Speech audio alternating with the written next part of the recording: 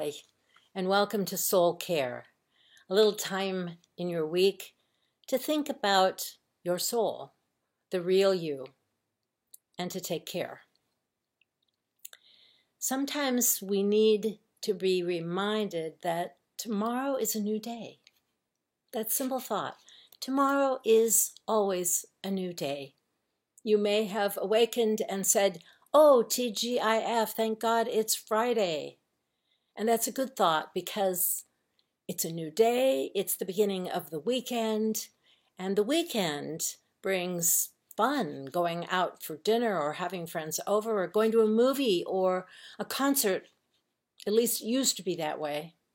Now with sheltering in place, we don't go very many places. But maybe there's some way that you can make Friday stand out. Somehow you can make it be a new day, a different day, and a fun day to refresh your soul and your relationships. And it's Soul Care Day, after all. It's a good feeling to think that there is always a new day. We need newness in our lives. We depend on it. Imagine that movie Groundhog Day. If you were stuck repeating the day again and again and again, how boring and how frustrating that would be. Indeed, the freshness of each new day is a gift. I remember one holiday, our family went to be with relatives of my husband's side of the family between Christmas and New Year's. And we were gone about a week, and when we came back, it was the new year. But when we came back, we faced some news. We learned that one of the people we knew had taken her own life. And in the same week, a couple that we knew had separated. We couldn't understand why. Why had this woman committed suicide? Why had she not told someone she needed help? Why had nobody known? Why had we not been more perceptive in the weeks before? And in the case of the couple, nobody knew. It was a complete surprise. What happened?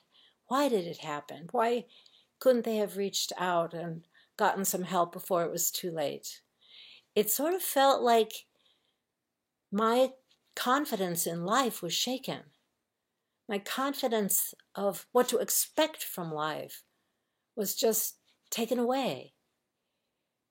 And I was troubled by both of these events and how they had come so suddenly. Others were too in the circle of my friends, and we got together, some of us, and we talked about these things, and we shared some tears and talked about our cluelessness about why things had happened as they had. And we shared our sorrow and our loss. And I remember in that conversation saying something like, it's a good thing that we are people who believe in a new day. I didn't realize it at the time, but that was pretty good theology. The idea that there is a new day is central in our faith. It's the idea of beginning again, the idea of moving from death to life, the core of our Christian faith. Everything changes in the story in Mark that reads like this. Very early on the first day of the week, when the sun had risen, the women went to the tomb. They had been saying to one another, "Who will roll away the stone for us from the entrance of the tomb?" When they looked up, they saw that the stones, which were very large, had already been rolled back. As they entered the tomb, they saw a young man dressed in a white robe, sitting at the right side, and they were alarmed. But he said to them, "Do not be alarmed. You are looking for Jesus of Nazareth, who was crucified. He has been raised. He is not here. Look, there is the place they laid him. But go, tell his disciples and Peter that he is going ahead of you to Galilee. There You will see him just as he told you." So they went out and fled from the tomb, for terror and amazement had seized them, and they said nothing to anyone, for they were afraid. It was a new day for the followers of Jesus. Everything changed that day, and they went forward in their lives with hope. But wait a minute, the women were afraid. It doesn't say they were hopeful. Even a new day that changes death into life may be something to be afraid of. It's frightening. It isn't what they expected, that's for sure. The women thought that they were coming to anoint the body of Jesus for burial, but the body wasn't there. Jewish people believed in resurrection, and so maybe it wasn't so surprising to them, but the presence of that man dressed in white was puzzling, and that he spoke to them directly and told them what to do, that was unsettling. Terror and amazement had seized them, it says. Well, terror makes a person freeze in place, and amazement makes you open your eyes and look again. The women did what the man said. They must have figured he was an angel sent from God, because Jews believed in messengers from God. They were amazed, and then in that amazement they were able to face the new day. And each day has new opportunities, that's for sure. Sunday evening, this last Sunday evening, someone dear to our church congregation passed away. We knew he would die. It was inevitable, but it was soon, and the news was devastating. The next morning, I woke up and I thought about this topic, a new day. Last night, we were living with dying, and then the next day, the new day, we were living with life after dying. For the family, on the day after a death, it's deep grief when you wake up. After a death, on that same day, you have trouble going to bed and going to sleep. It's so unsettling. You can't calm down until you are literally exhausted and you fall asleep into a blissful sleep.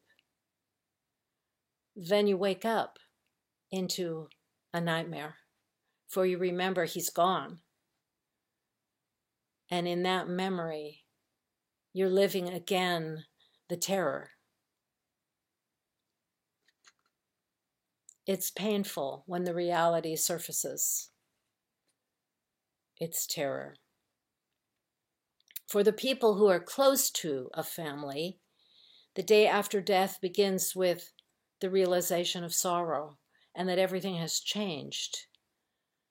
We want to tell others. We need to talk about it. We need to tell what we know and learn what we don't know. Hopefully then we can think about what we can do to help. Perhaps we can write a note and maybe write something personal in the note, like a memory that we have of the loved one who died. Or we can offer to bring a meal or to pick up some groceries for the family.